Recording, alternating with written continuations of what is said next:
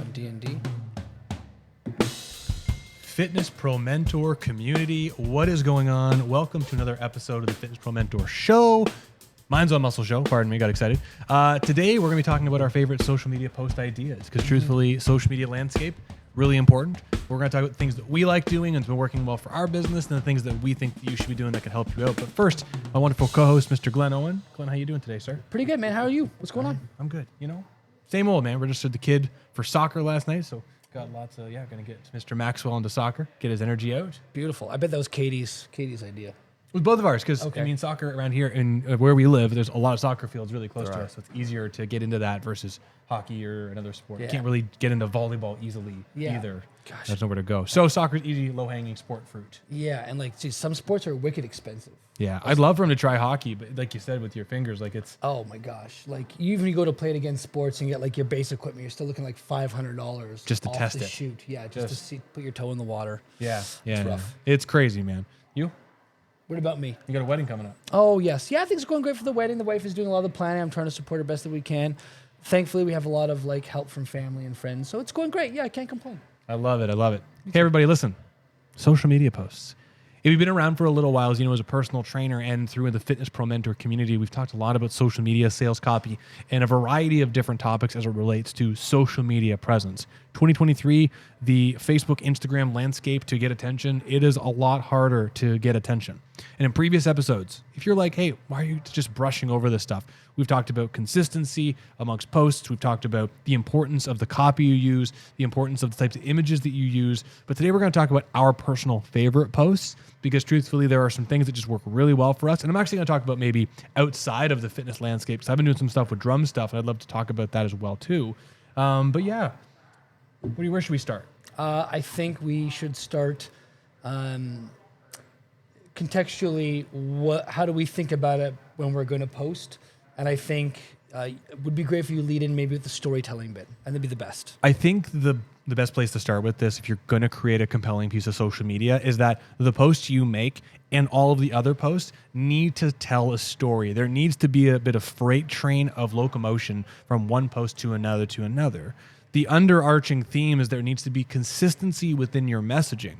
But truthfully, stories, I mean, the story of the Avengers, the story of Luke Skywalker, the story of Brandon and Glenn and Strata Internal Performance, everyone has a story. There's a emotional stressor or something that perturbs the hero and or protagonist. And then it blends into this antagonistic problem, this pain, this issue that disrupts their flow, right? Luke Skywalker's on a mission and Darth Vader and da-da-da. We all know how that story goes. Your post needs to tell a story. And truthfully, here's a really nerdy example. Big Marvel movie nerd. I worked in a comic book store as my very first job. I first started making money by painting war miniatures and I would get paid cash and or even other war miniatures, Warhammer 40K. If you're a giant nerd, you'll know. But I started doing that when I was 12 and 13 before I could get paid legally in Canada. Leading into that, Marvel Comics was a big part of my life, and Marvel Comics and a lot of other comics tell really, really great visual stories. Then you get to the Marvel Cinematic Universe, and if you've been paying attention, if you're a nerd like that, you'll see all of these movies. There are so many movies out, like maybe 30 or 40 movies, and they're all in sequence, kind of line up. Every movie bridges off to another movie and another story. While other cinematic universes like the DC universe with Superman and Batman, you can tell I'm a big nerd here, right? None of those movies really connect together very well. The cohesiveness is not there. So if you think about these companies like Apple and the cohesiveness of their product line, Marvel Comics and now their movies and comic books all come together, there's something really beautiful there. And this is kind of what we want to talk about today is that no matter what type of post you do and what type of messaging you have, it all needs to sort of say the same thing because you don't want to confuse your consumers, your current customers, and definitely don't want to confuse potential cold level prospects. Yeah, 100% agree. And I think there's something very beautiful about being able to tell a story and hit all those beats that are in the story format in something that's 5 seconds, in something that's 10 seconds, in something that's 15, 30 seconds. Because if you can do that really beautifully, I think social media and creating Instagram Reels, for example, is a really good way to practice that skill. If you can do that in your social media Instagram, it will translate over to your ability to coach and work with your clients as you tell more stories and educate them, because a large part of the way we work with our clients as well is educating. So if you can tell quick stories and get very good at that, the education becomes really, really impactful, and the value of your one-to-one session comes up as well. Now, I know we're not here talking about one-to-one personal training, education in sessions, but it's just to say that the storytelling piece is one of the cornerstones of marketing. So if you can't tell stories very well and have people feel things or communicate your message through the medium of storytelling, you're gonna have a harder time building your business. So the sooner that you get better and better at storytelling and understanding how to do that in shorter and shorter time frames, the better off you're going to be. And there's a lot of different ways you can do that. And we're gonna go over a whole bunch of different story formats today and different ways we would do social media content and do posts in this podcast. So one of my favorite things I will always come back to is when I was getting into all of the marketing stuff that you've seen for Fitness Pro Mentors, and more importantly, Strata, there's one thing that I knew is that at the very beginning, I wasn't very good at telling my client's story.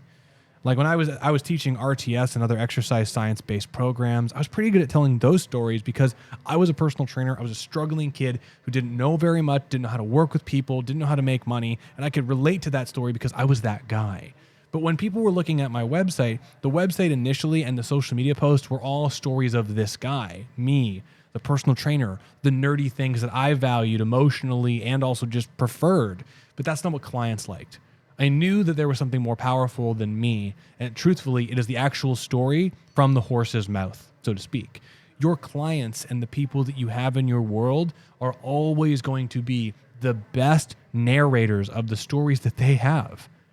I can sit up here and tell you I was working with a guy. He was 87 years old. He just had a liver transplant, which was crazy. We did some rehabilitation exercise with him. And after 6 months after his liver transplant, being stuck in a wheelchair and not being able to move, he could walk around and he felt better and he wasn't afraid to go to the library with his wife. Right? That's a very cool story, very powerful. You might even relate to that and know someone that could relate to that.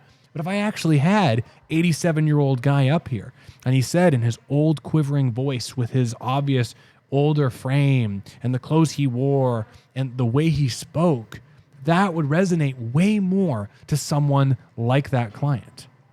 When a client gives a testimonial, you'll notice if you look at our website, in any testimonial, we got like 7 testimonials on the front of our website, and we got like a bunch more on our YouTube that aren't even on the website, and they all need to be there, truthfully. But everyone tells the same story, right? This is the magic of it, right? It is the same story. The story of they had a problem. They tried everything. They didn't know where to go. They came here. There was a professional that figured out their problem quickly, figured out a solution, and that solution was a long-term solution using exercise, and now they can do things they're not afraid of anymore. It's the same story, but they tell it in their words. And so one of our clients, Jen, does a testimonial, and women like her, like she works with Glenn, women like her see that testimonial and go, oh, people like her, people like me go to places like this. They see 87-year-old man, liver transplant, maybe they didn't have a transplant, they had a surgery, they relate to that. And so for social media posts, my favorite type of post, if I only was going to do one thing, would be client testimonials, clients talking, and not only just clients talking, but client stories. I love it. I love it. It's my favorite. And it's easy because you don't have to say anything. They do all the work for you. You just got to edit it okay. Now, here's the thing is that you might only have XYZ amount of clients. Not all of them are going to want to get on camera. And truthfully, if you look at the quality of the client testimonials that we have on the Strata page, those aren't things that take a few minutes to do, right? We have a long, it's not that it's a long tedious setup, but we have the person come in, we sit down and we talk to them for half an hour, and then Brandon comes and takes pictures while I work with the client for the session, and then Brandon will edit some testimonials, I'll edit some testimonials, and it does take some time, and it yields an amazing product result, but you can't really do that with all your clients. I just want to say, though, that the way we do it now has been from trial and error. And I'm a little, at this point, with the quality we've created with our business, a little OCD about maintaining the quality, because my goal with this is not to have a high quality piece of content. That is important, but it's not the main thing. The thing is, I want my content that we have on the website to be future proof. How can I make something that's so sharp and clean that we can still use it 5 or 10 years from now? And I might still be embarrassed by it, but it'll still hold up the test of time. So it takes a bit more time. The reason why I interrupted you, because I want you to keep going with that point, is these things nowadays, right? You can get a phone, like this is the iPhone 13, and the 14's out. So you can get this really cheap. The cinematic video mode on this is ridiculous. It looks a lot like some pro cameras, and you get it cheap. And I'm sure the 15 is going to be out in a couple months. So this is going to be even cheaper. So these phones and their camera quality is ridiculous and is very comparable to expensive DSLRs, and it can be your phone. So if you get a decent microphone and so on and so forth, you can really do some really nice looking stuff without the giant setup. Just want to make sure I say that. It can be easier. Perfect. So we have some of these testimonials pinned to our Instagram page. The Gen one is the most recent one. There's some of your clients as well, and they look great. They look fantastic. Now, there's other ways to take this same concept of the client testimonial and maybe do a shorter version of it that's only even up to 15 seconds, maybe even 10 seconds. And so this is one of my favorite post formats, and you'll see this a lot if you go to the Strata Internal Performance Instagram page, all three of those words shoved together, which is we will record our clients working out. And it's something that we make a habit of recording. I will take videos of my clients like session 1, session 5, session 15, session 20, and we've got them doing a variety of different things on camera. And it's a bit more of a longer play, and as long as your client's comfortable with you recording them, it's a wonderful thing. But as you and I both know, and Brandon will attest to this as well, your clients will make some amazing progress in 6 weeks if they've never done any exercise before in their entire life or they're very out of shape. Just the emphasis of like moving and visiting positions and getting stronger in ways they haven't done in some time will have them feel really amazing. And you'll see that their movement improves tremendously. And I'm not saying it's idiot proof or anything like that, but people go from not moving to just moving a little bit twice a week, see tremendous results almost across the board. And with amazing professionals like you, it happens even quicker. And so what I will do and what we'll do here is we will take this reel format and we might have 2 or 3 clips and we'll post them in a row.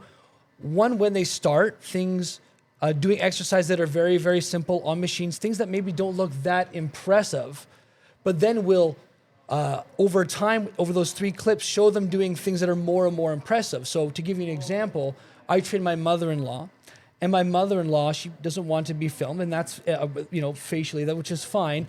But I have a video of her doing really easy things like just doing some arm exercise or doing some easy leg extension because that's what she could handle to begin with. 4 months down the line, she can now deadlift off the floor. I think Brad might be pulling it up. We'll see. I'm going to pull it up. She might be deadlifting off the floor now 100 pounds. And so for people who have had back pain and discomfort, which is what she came in for, to go from only being able to do leg extensions and leg curls to now feeling comfortable pulling stuff off the floor, that is a pretty impressive story in and of itself. So clip 1, I think the one you might pull up might be her doing an arm movement, and clip 2 will actually then be her deadlifting, pulling stuff off the floor. And clip 1 is, I think the context with it is, do the things that are really easy that, I forget, Brandon will pull it up. It's hard, I want to give the exact specifics, but the story is that we're showing people when you start, you might not be able to do much, and you might have some pain and discomfort, but over time, if you put the effort in, you can do some impressive things. So this was great. Back and neck pain too, moving and exercising pain-free, doing more and more complicated exercises, right? So it starts here, and please watch this on YouTube later on. It starts with her just doing some really easy, can we play it one more time?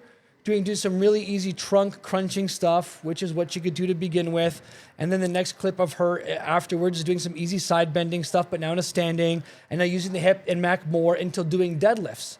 And so it tells the story of this person started with back pain and discomfort, and now they can do things like lift stuff off the floor. Because what do people with back pain discomfort avoid like no other? They avoid pulling heavy things off the floor. Yep. And so this tells a really easy, quick story in under 15 seconds about someone who had back pain, could do minimal stuff, and now can lift stuff off the floor with no problem. And you can do this with any number of different clients doing any number of different things.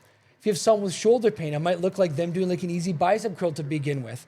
And then that might go to them doing an overhead press. Because those tell the story of someone who can't really use their arm and shoulder much, and we're protecting it to now doing the stuff that they want to. And it's my really favorite easy story format to do because as long as I'm taking clips of my clients over time, I can do that with pretty much everyone. Let me, 100%, Glenn, and you nailed those posts. I will say this, and I understand that client anonymity is important. You'll notice in this one that Glenn did this little montage, there's a lot of people's faces in it. being able to see people's faces and emotions does help the algorithm as much as it can. You can't get past someone's preferences. But the reason why I say that is that this image with the first image is there's a smiling family in there. This is really, really, really great.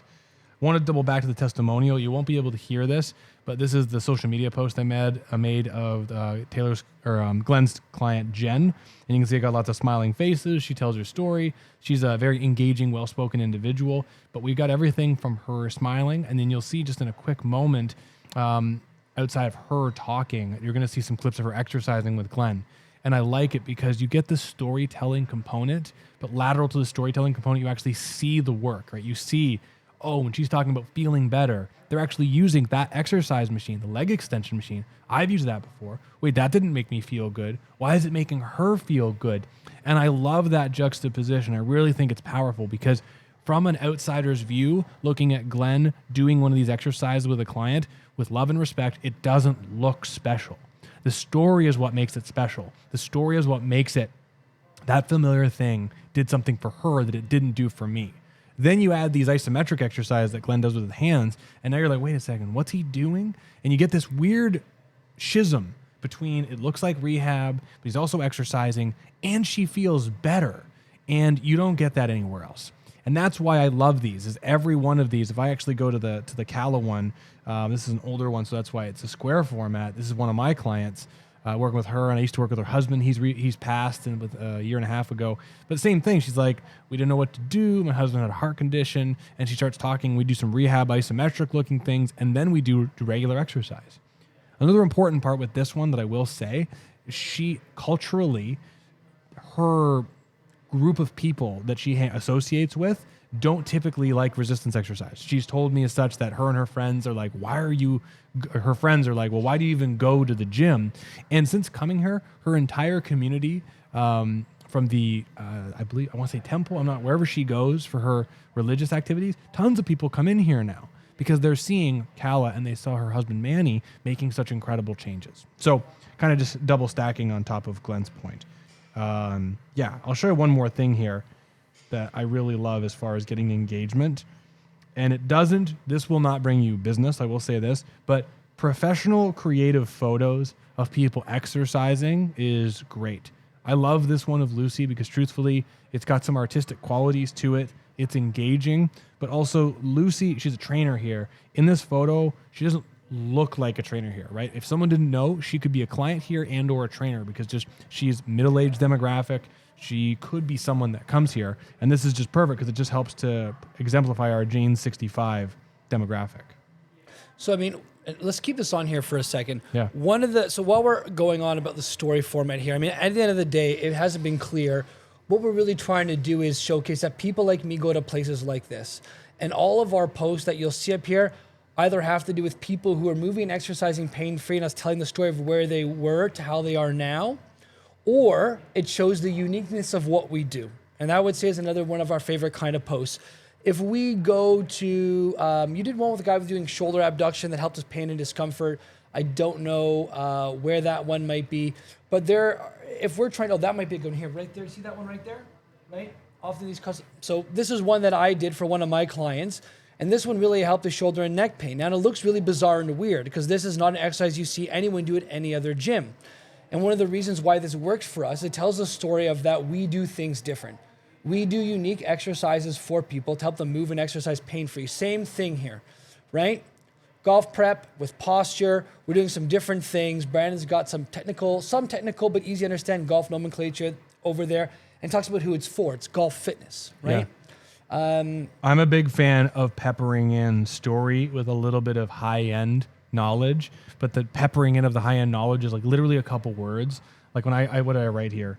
Shorten position, lengthen position. Like as much as those are probably very simple words for anyone that's listening to this, for anyone that's not a science nerd, they'll see this and go shorten position, lengthen position.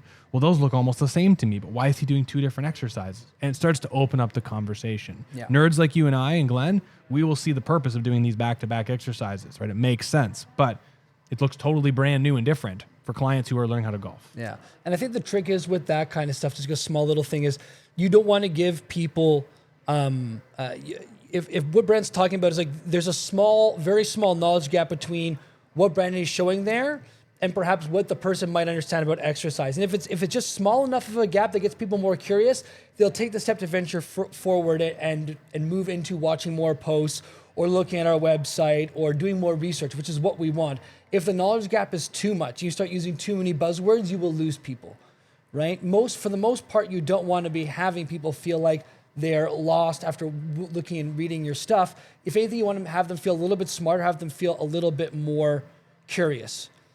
Now, I like this one here. Actually, Brandon, you brought it up. I'll let you. I got two different types of post types I want to talk about quick because this is easy, and both of these are, I would say, run and gun posts.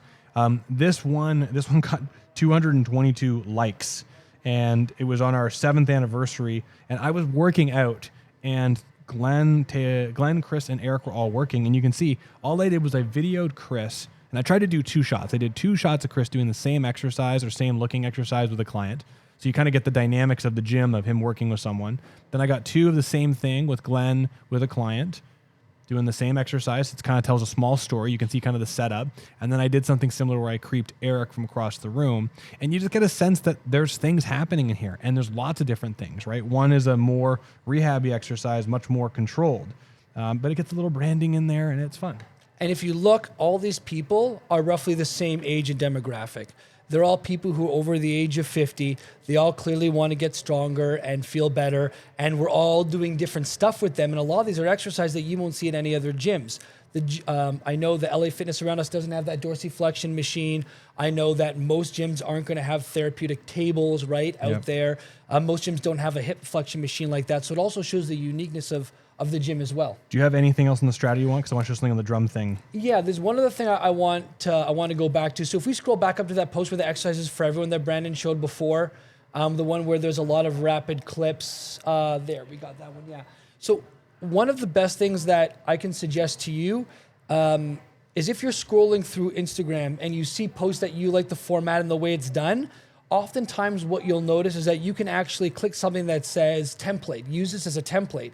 And what it'll do is if that post and that editing was done inside of Instagram using the Reels function, you can actually then just go and insert your own clips into that reel, and it takes a lot of the editing out for you. So all I did with that post, because I have a plethora of images of my clients exercising training on my phone, is I essentially took that same audio, the same edits that this person had, and I really just clicked, I said, I want to add these 10 photos in here, and then I clicked post.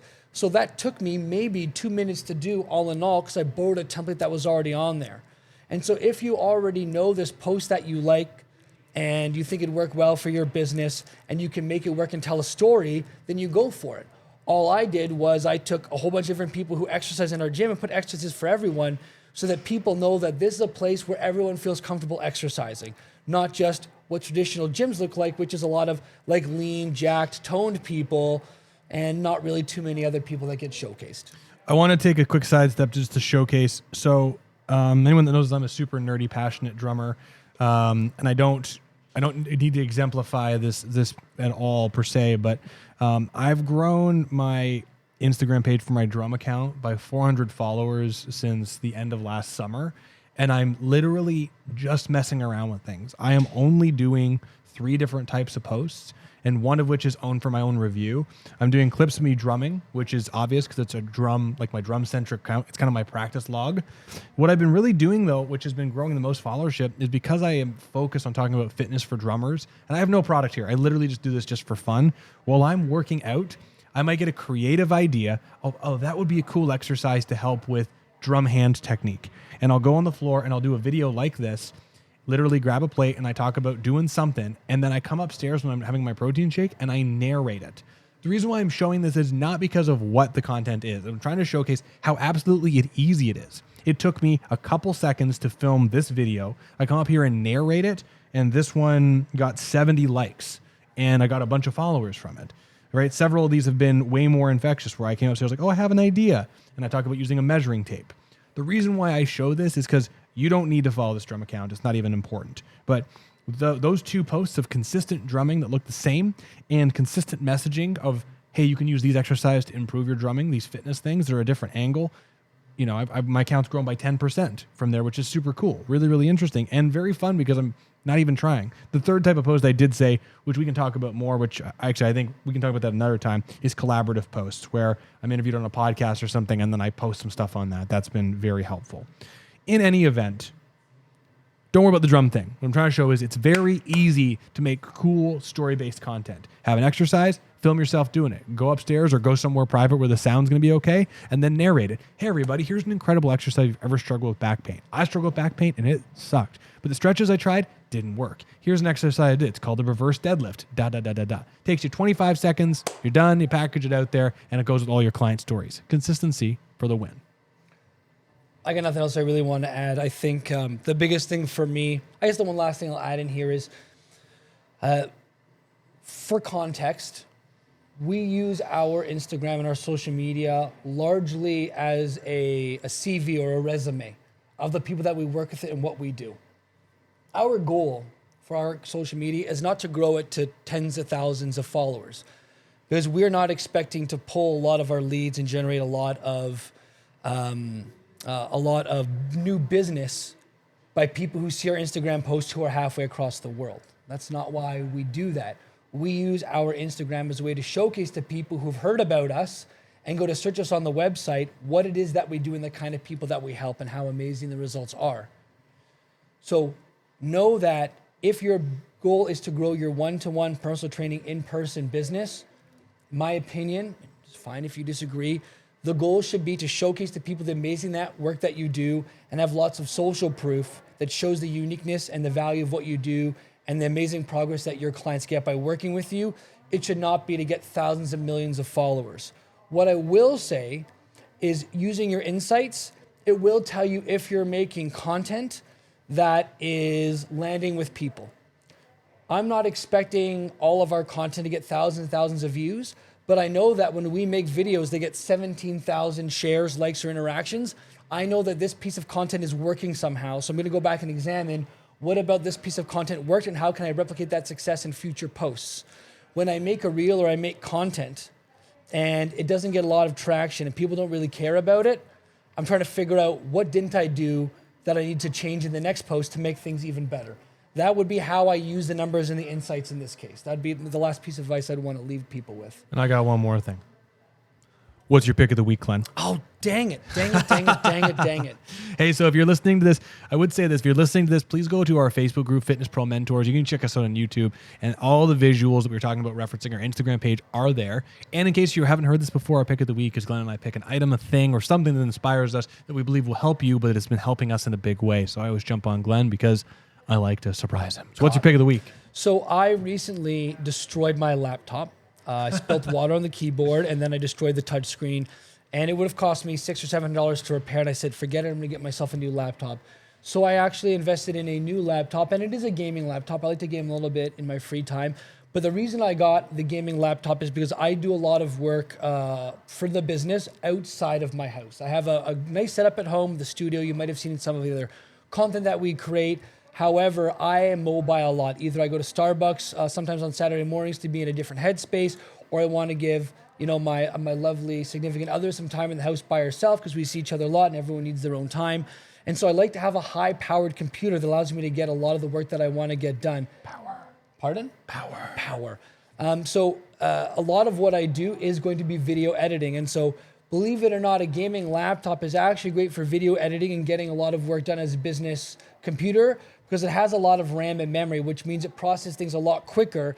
And if you're like me, where you want to do high quality video editing and you want to be able to do that on the go, you want something with a decent graphics card that allows you to render and have a nice, clean, crisp image on the screen. So I know that by having a gaming laptop, which is designed to work at high speeds, is designed to have really great graphics and designed to give me a really crisp picture, I know I can do really high-end video editing for the business and get work done really, really quickly because I've got a really great unit. I'm not a tech nerd by any means. However, if you are looking to do a lot of stuff on the go and you don't have a home laptop computer, I would say instead of investing in a lower end model that might be $700 or $800, invest in something that's going to last you a little bit longer, something that's $1,300 to $1,400 that does have a lot of processing power, that will allow you to do some video editing, that will allow you to do your Zoom or online calls, really crisply because it is an investment that pays off. I do a fair amount of one-on-one consulting with people online, and it goes a long way to be very professional and have a high-end piece of equipment that works well, because how you do one thing is how you do everything, and that's something that I got from Brandon. So if you're going to be investing in a new piece of laptop or tech, I know it can be desirable, especially if you're trying to be frugal and save your money, which is smart too, to get something that's a little bit lower end. Invest something that's going to last you a couple more years. It's going to allow you to get done what you want to do because it will pay dividends in the future. Beautiful, man. I love it. Or you can get an Apple computer, but that's fine. Great as well, right? There's trade-offs. I like Yeah. Windows, but that's a whole other conversation for another time. Sorry, Penny, go ahead. So my pick of the week is deadlines, and I can't not. The more I was thinking about this today, I had a couple different ideas of things that have been important to me. But truthfully, if you're going to be doing anything, I mean, any project, anything, any hobby you have, I would encourage you to set a deadline for some sort of like high level performance and or test of yourself. So on this day, I'm going to like just book it. Say, Diane, we're going to do a testimonial next Friday. And even if you don't know what you're going to do, you set that in your schedule, and now you've got this extra pressure of in the next 10 days, you have to figure out exactly how you're going to do that testimonial. Maybe you have a hobby. Maybe it's, I don't know anything with gaming, but say you have a video idea. I was trying to think of a gaming deadline. Like, what can I do? Yeah, it doesn't really exist. You're going to be level 100 by next Friday, right? It could, yeah. But I think about this with arts, it's easy for drumming to like say, okay, I'm going to do a drum solo in this specific jazz setting by next Friday. I'm going to do a presentation on post-activation potentiation next Saturday. These deadlines, whatever they are, whatever you're working towards, whatever you're working on right now, set a deadline so you push yourself to assess yourself, and try and do it in a way that there's some accountability, where you tell your partner, your spouse, a friend, hey, Glenn, I'm going to do this thing next Friday. Make sure I do it, so that you're held accountable. Because truthfully, if you have a deadline or a test, you will do more things towards it. The real thing, I think the real magic is how can you strategically and magically create a deadline that pushes you outside of your comfort zone. The more you're going to be pushed out of your comfort zone, the faster and further you're going to go. Pressure creates diamonds, Brandon. Pressure creates diamonds. I always think about Ant-Man going in Thanos' butt and turning into a diamond. So anyway, everyone, thanks so much for listening to the episode. Fitness Pro Mentors, mentorship list. If you're a personal trainer and you want to scale your business, Glenn and I and Taylor, we do consulting to help people like you hit your big first 10K month or even bigger. We had someone hit a 20K month, which is crazy. But thanks so much for listening. Glenn, thanks for your time. And everyone who's listening to this, we'll see you real soon. Oh, was that a Reels joke? Was that a Reels? Reels, Instagram Reels. Okay, signing off. Bye, everybody. All right, goodbye, everybody. Dad joke city.